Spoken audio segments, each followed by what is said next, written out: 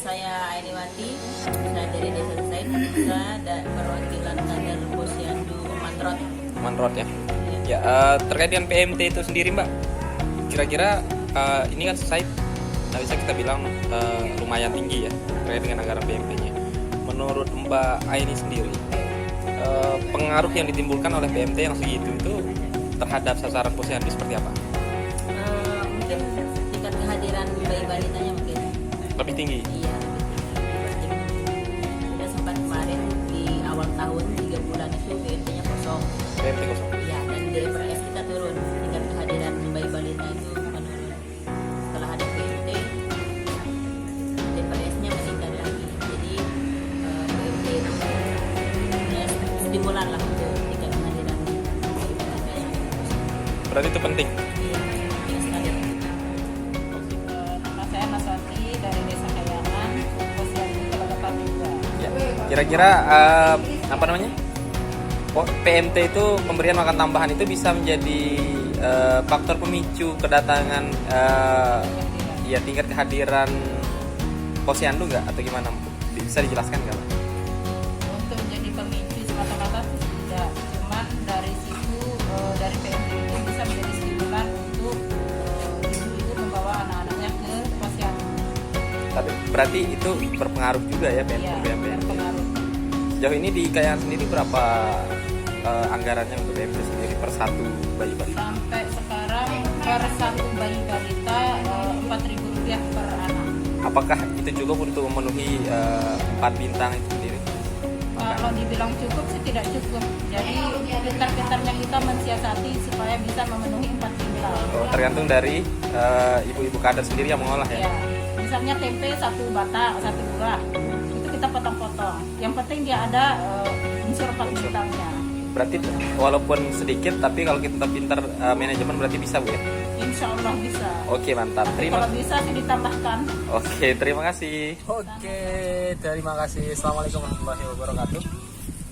Pada hari ini spesial ya, kita bersama Pak Sekdes Sesaid yang masih muda dan berbahaya tentunya, yang sangat aktif bukan hanya di kantor desa ya, seperti tugas dari sekretaris desa itu sendiri, tapi aktif juga di lapangan, sehingga skema atau kondisi lapangan terkait dengan masyarakat yang ada di desa itu sendiri, Pak Sekdes kemudian sudah expert ya, sudah mengetahui betul keadaan dan kondisi yang ada di lapangan, terutama di masyarakat desa Sesaid ya, Pak Sekdes. Nah pada hari ini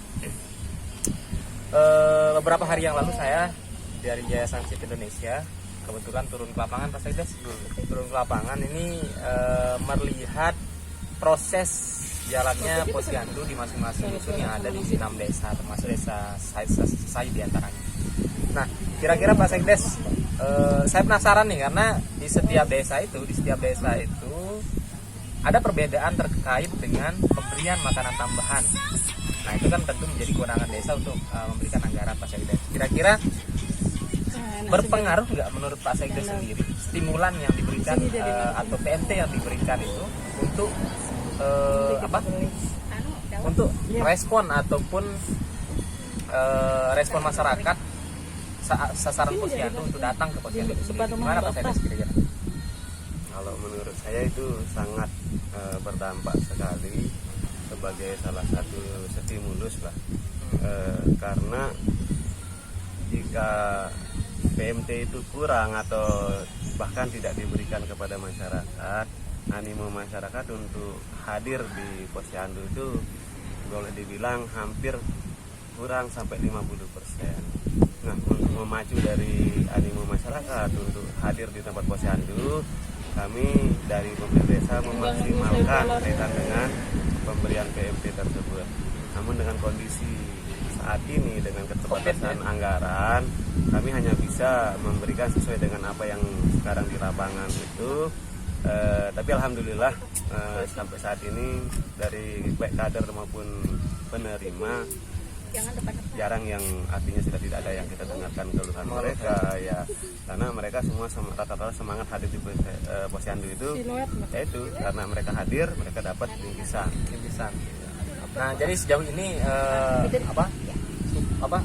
keluhan masyarakat karena kan beberapa mungkin di masa-masa COVID ini agak sedikit kurang ya Pak Sekdes. Kira-kira keluhan masyarakat itu atau keluhan dari ibu-ibu kader itu seperti apa terkait dengan PMT? Kalau untuk keluhan sih sebenarnya enggak ada, cuman peningkat harapan sih yang lebih banyak di masa sekarang, di masa pandemi ini. Paling tidak harapan dari ibu-ibu yang ada di artinya masyarakat maupun dari kader sendiri mampu meningkatkan lagi apa yang sudah diberikan saat ini. Sekiranya nanti dari pemerintah, karena kan kebetulan untuk PMT itu sendiri kita mengandalkan dari anggaran dana desa yang sumbernya dari pusat, sementara jumlahnya itu kan sudah kita diberikan masing-masing desa dengan kuota yang beda-beda tentunya, sehingga anggaran itu kalau misalkan tidak terjadi pemangkasan atau bahkan kita ditambah, kemungkinan di tahun depan 2022 itu Ada perubahan lagi? Ada perubahan atau ada tambahan yang akan bisa kita berikan, karena sesuai dengan konsultasi kami dengan tim analis atau gizi yang ada di Puskesmas Antong, tentunya nilai-nilai gizi yang diberikan kepada kami sebagai acuan untuk menentukan PMT di bulan ini itu seberapa, itu kayaknya dengan anggaran yang ada sampai saat ini kami hanya bisa standar lah, belum bisa maksimal.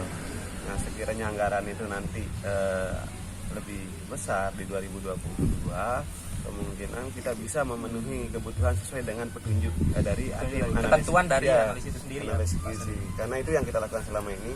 Sebelum kita turun ke lapangan atau memberikan PMT, selalu kita bertanya dulu ke petugas yang ada di Puskesmas. Jadi kita tidak semuanya kita ini berikan di posyandu, berikan yang ini enggak. Karena tapi untuk kita menentukan itu bukan bukan ranahnya kita juga ya. Ya, kita hanya ranahnya bagaimana mengeluarkan anggaran saja. Terkait dengan bagaimana mengelola itu tentunya kewenangan dari kadar, bidan dan juga tim gizi yang ada di Puskesmas. Berarti tentu atas dasar sinergitas dari stakeholder terkait juga Pak Sekdes.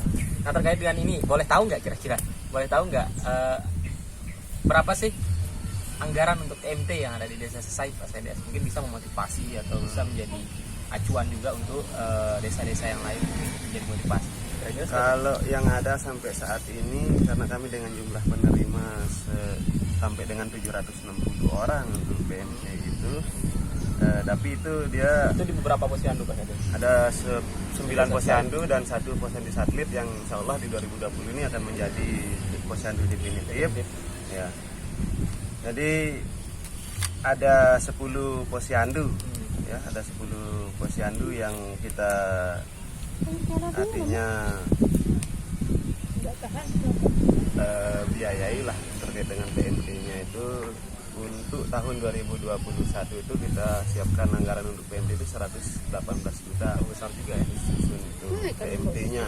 Khusus untuk PMT. PMT bayi balita. Belum reguler lah. Ini di luar gaji kader ya. Di luar ya. Kalau untuk gaji kader sendiri kan dia beda dia. Karena kita ada punya 70 kader di 2021 akhir 2022. Kalau dulu ada 63 kader. Nah, jadi mereka juga semua Di sini bagus dan cahayanya Pak. dalam bentuk operasional karena ya Di sini bagus. keterbatasan anggaran juga sih. Kita sih pengen sih menggaji Di sini mereka loh Mbak. besar, Bagus tapi karena cahayanya sumpah. keterbatasan anggaran ya, di sini alhamdulillah makanya hadap sana. kita masih bisa memberikan mereka walaupun stimulus lah bentuknya. Berarti ini juga bagian dari pengaruh COVID Pak Sekdes. Bisa kita bilang seperti itu Pak Sekdes.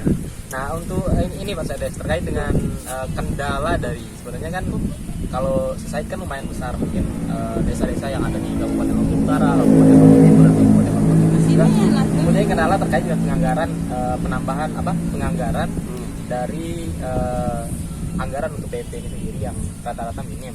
Bisa kita bilang seperti itu.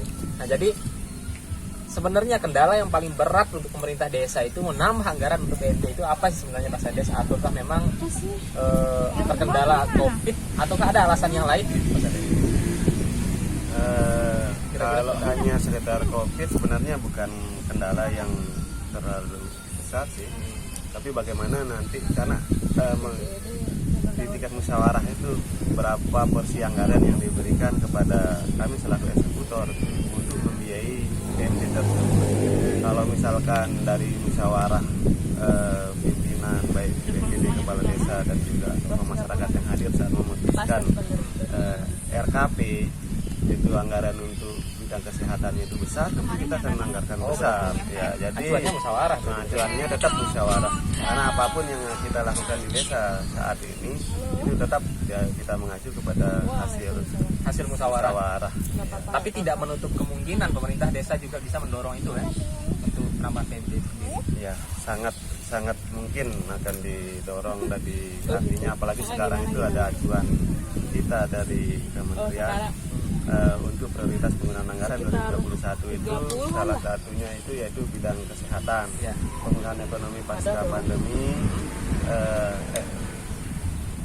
pendidikan dan juga kebencanaan. Oh iya. Jadi kalaupun ada bidang fisik itu hanya untuk kebutuhan-kebutuhan dasar itu yang kita dianjurkan sebagai skala prioritas di 2022 nanti. Berarti bisa kita bilang lebih besar sekarang untuk lebih ke Pemberdayaan ya harusnya, tapi mindset dari masyarakat kita terutama yang belum mampu kita rubah, yang namanya program dan uang pemerintah itu paling besar pasti maunya itu ke pembangunan. Karena dari tolak ukur pembangunannya di kita khususnya di Lombok ya, pada bahkan di Indonesia ini kalau terbangun sesuatu dalam bentuk bangunan berarti berhasil. fisik itu berhasil. Nah itu yang sementara memang dari kementerian sendiri itu kan bukan hanya bangunan dalam bentuk fisik campuran gres dan pasir itu yang disebut membangun, tapi bagaimana kita membangun mental manusia, kesehatan, pendidikan, ini mungkin yang perlu ya, yang perlu. Dan itu ya butuh waktu dan perlahan lah kita bagaimana artinya mengarahkan. Tapi sudah mengarah ke sana Pak Sekdes. Insya Allah